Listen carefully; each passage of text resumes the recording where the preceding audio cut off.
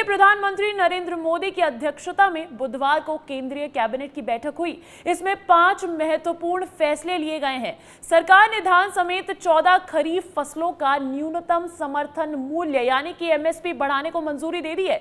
इससे किसानों के खातों में 2 लाख करोड़ रुपए जाएंगे। इसके अलावा ग्रीन एनर्जी के द्वार खोले गए हैं। वाराणसी में एयरपोर्ट का विस्तार भी किया जाएगा। 2 लाख गोदाम बनाने का लक्ष्य तय किया गया है। वहीं मैं आपको बता दूं कि 76,200 करोड़ रुपए से सरकार पालघर के वधावन पोर्ट का विस्तार करेगी। इससे 12 लाख रोजगार के मौके पैदा होने की संभावना है। हर राज्य में फॉरेंसिक साइंस यूनिवर्सिटी का कैंपस भी होगा। तो देखिए, कल मोदी कैबिनेट की बैठक थी जिसमें तमाम बड़े फैसले लिए गए और सबसे बड़ा फैसला जो है वो किसानों को सौगात के रूप में दिया गया है। एमएसपी का जो प्राइस है खरीफ फसलों पर उसे बढ़ा दिया गया है। तो देखिए, ये बड़ी, उसके साथ साथ और भी अन्य महत्वपूर्ण फैसले लिए गए हैं। और अगर मैं बात करूं खरीफ फसलों के एमएसपी की, तो उनकी भी एक अपडेट आप सभी को दे देते हैं हम कि किस खरीफ फसल पर कितनी बड़ी है एमएसपी। तो शुरुआत करेंगे सबसे पहले ज्वार का एमएसपी 3,371 रुपए हो गया है। वहीं धान का एमएसपी 2,300 रुपए हो गया है। और मैं बात करूं बाजरे की, तो बाजरा का एमएसपी 3,625 रुपए कर दिया गया है। रागी का एमएसपी 4,290 रुपए हुआ है। मक्का का एमएसपी 2,225 रुपए कर दिया गया है। तुअर की अगर मैं बात करूं तो उसका एमएसपी 7,550 रुपए हो गया है। मूंग दाल की एमएसपी जो है वो 8,682 रुपए कर दी गई है। उड़द का एमएसपी 7,400 रुपए हुआ है। मूंगफली 6,383 रुपए हो गया है और सूरजमुखी 7,280 रुपए कर दिया गया है। वहीं सोयाबीन का एमएसपी भी बढ़ा दिया गया है, 4,892 रुपए कर दिया गया है। और तिल का एमएसपी 9,267 रुपए कर दिया गया है। तो देखिए, ये बड़ी सौगात किसानों को दी गई है जहां खरीफ फसलों की एमएसपी को बढ़ा दिया गया है। और देखिए, केंद्रीय कैबिनेट के निर्णय पर मुख्यमंत्री डॉक्टर मोहन यादव का भी अब बयान सामने आया है। उन्होंने क्या कुछ कहा है, सुनवाते हैं आपको। नरेंद्र मोदी जी ने आज कैबिनेट के अंदर खरीफ की फसलों के लिए लगभग 14 प्रकार की फसलों पर जिस प्रकार से एमएसपी में वृद्धि की है, हम कभी कल्पना नहीं कर सकते कि धान का नया एमएसपी 2300 रुपये कुंटल हो जाएगा। मोदी जी जो कहते हैं वो करके दिखाते हैं, ये उसका उदाहरण है। लगभग 117 रुपये कुंटल का भाव उसमें बढ़ाया है। कपास मैं पहले ही बोल चुका, 500 रुपये कुंटल, ये बहुत बड़ी वृद्धि है। मैं उम्मीद करता हूँ इतनी बड़ी वृद्धि करने के पीछे भाव माननीय मोदी जी का है। किसानों की आय बढ़ना चाहिए, उनके जीवन में बदलाव आना चाहिए। तो देखिए, एक तरफ जहां मोदी कैबिनेट की बैठक हुई तो वहीं छत्तीसगढ़ में भी साय सरकार कैबिनेट की बैठक हुई है। छत्तीसगढ़ में सरकार अब खुद खरीदेगी शराब। ये तमाम महत्वपूर्ण निर्णय जो लिए गए हैं कैबिनेट बैठक के बाद। उच्च शिक्षा विभाग में गेस्ट लेक्चर नीति 2024 को भी मंजूरी दे दी गई है। 5 प्राधिकरणों का पुनर्गठन किया जाएगा। धान की एमएसपी 117 रुपए बढ़ाई गई है। 3,217 रुपए की होगी अब धान खरीदी। सीएम विष्णुदेव साय संभालेंगे इस पूरी चीज का कमान। देखिए, छत्तीसगढ़ में भी कैबिनेट की बैठक हुई और छत्तीसगढ़ में सरकार खुद खरीदेगी शराब। उच्च शिक्षा विभाग में गेस्ट लेक्चर नीति 2024 को भी मंजूरी दे दी गई है। 5 प्राधिकरणों का पुनर्गठन किया जाएगा। धान की एमएसपी 117 रुपए बढ़ाई गई है। 3,217 रुपए की होगी अब धान खरीदी। सीएम विष्णुदेव साय संभालेंगे कमान। देखिए, केंद्र सरकार ने खरीफ फसल के लिए 14 फसलों पर कैबिनेट में एमएसपी पर मंजूरी दी और केंद्र सरकार ने धान पर 117 रुपए एमएसपी बढ़ाया। वहीं छत्तीसगढ़ में बीजेपी सरकार इससे पहले 3100 रुपए प्रति क्विंटल में धान खरीदी कर रही थी। अब छत्तीसगढ़ में धान खरीदी 3,217 रुपए में होगी। वहीं छत्तीसगढ़ में सरकार खुद शराब भी खरीदने वाली है। साथ ही उच्च शिक्षा विभाग में गेस्ट लेक्चर नीति 2024 को भी मंजूरी मिल गई है। साथ ही साथ 5 प्राधिकरणों का पुनर्गठन भी कर दिया गया है। सीएम साय इसकी कमान संभालने वाले हैं। ये तमाम अहम फैसले जो छत्तीसगढ़ साय कैबिनेट में लिए गए। यूजीसी नेट की परीक्षा रद्द कर दी गई है। पेपर में गड़बड़ी के शक के चलते एनटीए का यह फैसला केंद्र ने जांच सीबीआई को सौंपी है। और आपको बता दूं कि 18 जून 2024 को हुई थी परीक्षा। देखिए, बड़ी खबर मिल रही है कि यूजीसी नेट की परीक्षा रद्द कर दी गई है। 18 जून को यह परीक्षा हुई थी, लेकिन उस परीक्षा में गड़बड़ी के चलते अब यह फैसला आया है कि इस परीक्षा को रद्द कर दिया गया है और सीबीआई इस पर जांच करेगी। मैं आपको बता दूं, नीट में घालमेल का मामला अभी शांत भी नहीं हुआ था कि और बड़ा मामला सामने आ गया है। तो देखिए, यूजीसी नेट की परीक्षा रद्द कर दी गई है।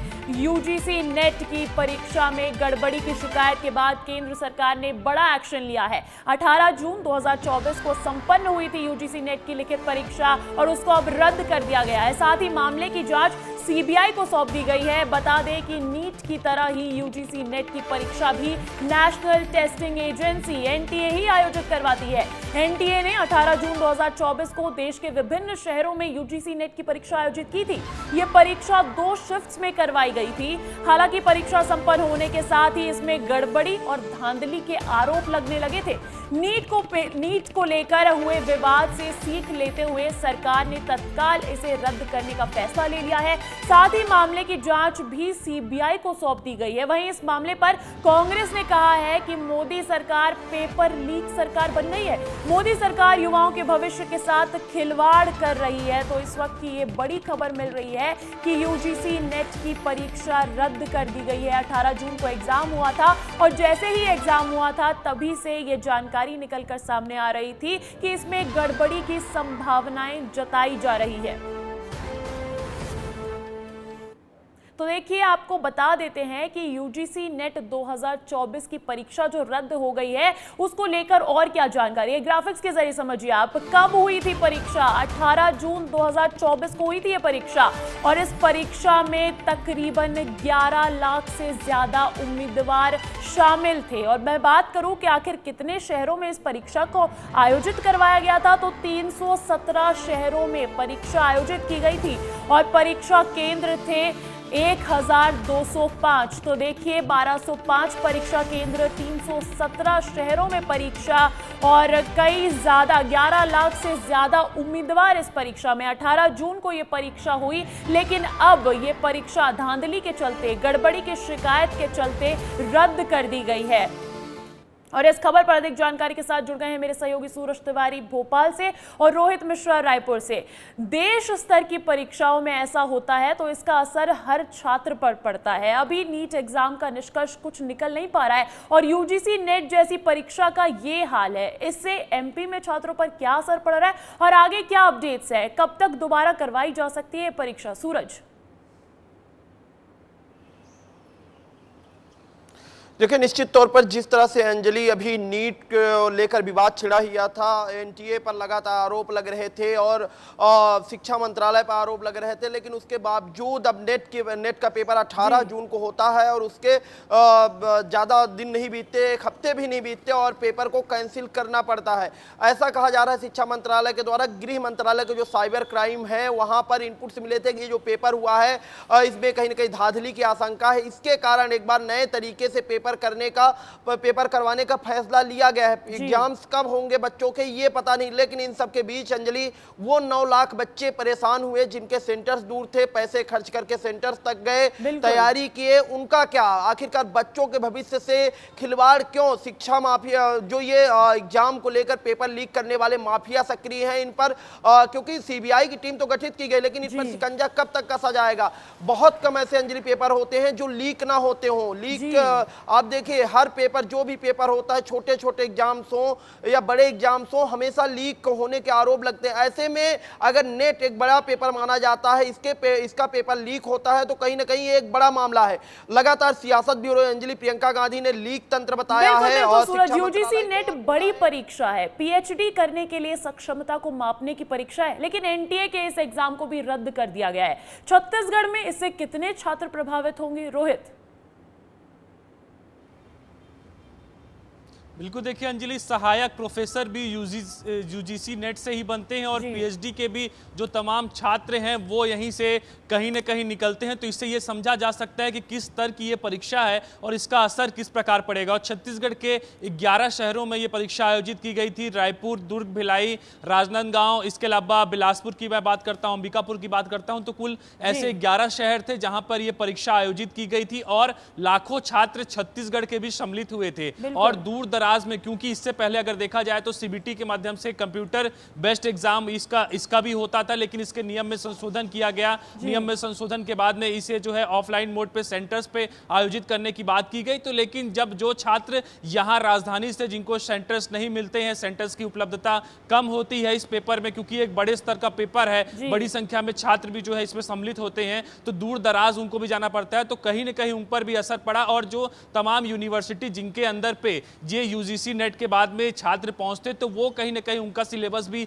देरी से होगा और पीएचडी के जो टाइमिंग है वो टाइमिंग भी आगे बढ़ेगा। एजेंसी, इतनी बड़ी एजेंसी और उसके बड़े एग्जाम्स पर इस तरीके के आरोप लगातार लग रहे हैं, तो कहीं ना कहीं ये चिंता का विषय भी है। लेकिन अच्छी बात यह है कि इस परीक्षा को रद्द कर दिया गया है, सीबीआई इसकी जांच करेगी। बहुत बहुत शुक्रिया सूरज, बहुत बहुत शुक्रिया रोहित, तमाम अपडेट्स के लिए। देखिए, मध्य प्रदेश के सीएम डॉक्टर मोहन यादव दिल्ली दौरे पर हैं। इस दौरान उन्होंने कई केंद्रीय मंत्रियों से मुलाकात भी की है। तस्वीरें दिखाते हैं आपको। इस दौरान उन्होंने केंद्रीय गृह मंत्री अमित शाह से मुलाकात की, साथ ही साथ केंद्रीय ऊर्जा मंत्री मनोहर लाल से भी मुलाकात की है और उसके साथ साथ केंद्रीय पर्यटन मंत्री भूपेंद्र यादव से भी मुलाकात की सीएम डॉक्टर मोहन यादव ने। तो देखिए, दिल्ली प्रवास पर हैं सीएम डॉक्टर मोहन यादव और वहां पर कई केंद्रीय मंत्रियों से मुलाकात कर चुके हैं। ये 3 तस्वीरें, जहां केंद्रीय गृह मंत्री अमित शाह से मुलाकात की, वहीं केंद्रीय ऊर्जा मंत्री मनोहर लाल से भी मुलाकात की है और साथ ही साथ